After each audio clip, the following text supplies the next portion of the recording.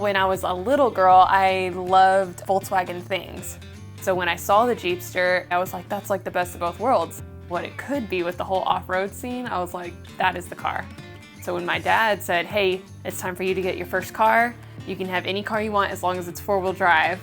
The first thing that came to mind, since it had to be a four-wheel drive, was this Jeepster. Around town I'd be driving and I kept seeing this old school Jeep. And then one day I finally saw this blonde girl driving it. I just thought, wow, I need to meet her. My Jeepster has brought me from California to Texas, and the coolest thing, it's brought me is my husband. We met through a local Jeep club. After we got married, to begin making memories with the Jeepster, we made a very strong effort to go camping with it. And in doing so, we would throw camping gear in the back of the Jeepster and just cruise around the countryside with the windows down. And since your fuel gauge doesn't work and you have to count mileage, we run out of gas, and then there's that whole adventure. Then you look back and laugh because it was a struggle. But when we're traveling and exploring in the Jeep, yeah, we need to get to certain destinations, but if we don't, that's okay. The trip is the trip, not the destination.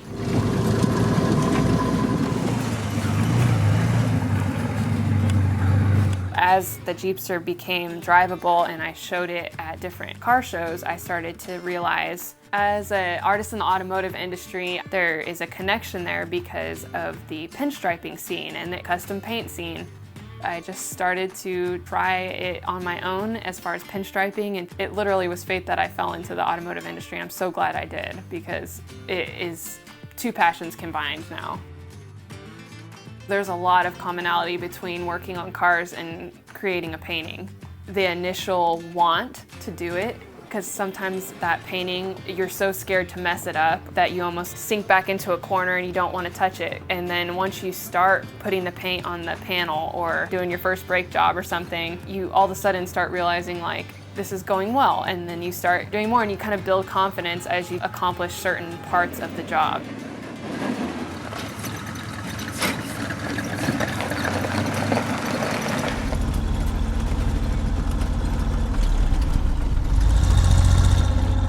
When we went in to rebuild the engine, I didn't even know how to drive the Jeepster or change the tire or the oil, so it was a fresh start for me, and my dad was super willing and able to teach me everything I needed to know because he was a mechanic his whole life and did that for a career in the Air Force, so he taught me everything I know about cars when I was about 15.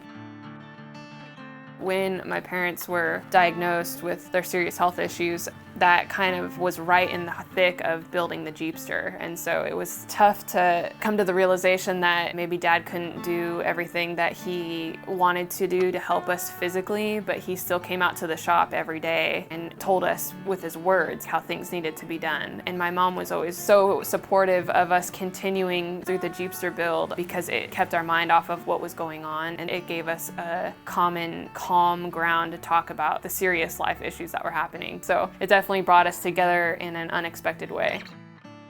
Also, I remember a really distinct feeling of having a timeline. There was no time frame of when my parents would get to be feeling better or if they would. And with mechanics, there's steps and then you're done. My dad and I were like infamous to-do list makers, and that gave me a sense of stability, and I think it did for him too, honestly. I still have all those to-do lists because they remind me of perseverance. And I think about what I get to tell my kids, and it gives me a sense of pride, like, Grandpa did this, and then I got to learn how to do it from him, and now I get to teach you how to do it on your own car, or even on this car maybe. And it just resonated with me and made me realize that the Jeep is way more than just four wheels and a hunk of metal.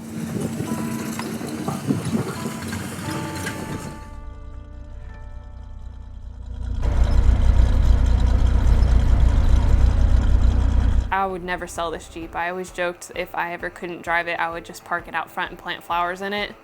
It's just a time capsule for me, both in historic Americana, but also for my own family memories. It's so sentimental to me. Going out and cruising out in the country on some old dirt roads in an old Jeep with my wife, there's no worries about work. And that's the greatest thing of it. And when you're doing it with somebody you love and care for, it's 10 times better. The passion we share for all things automotive and with automobiles and Americana is the nut and bolt that has anchored our relationship together. If somebody told 15-year-old Kate that this is what I would be doing with my career and I would be married to this awesome Texan and driving this cool Jeep around, there's no way that I would believe them. I'm really thankful that we have a common interest, but it's even that much cooler that our common interest is something that motivates us to go on certain vacations. The car itself is the reason we go certain places.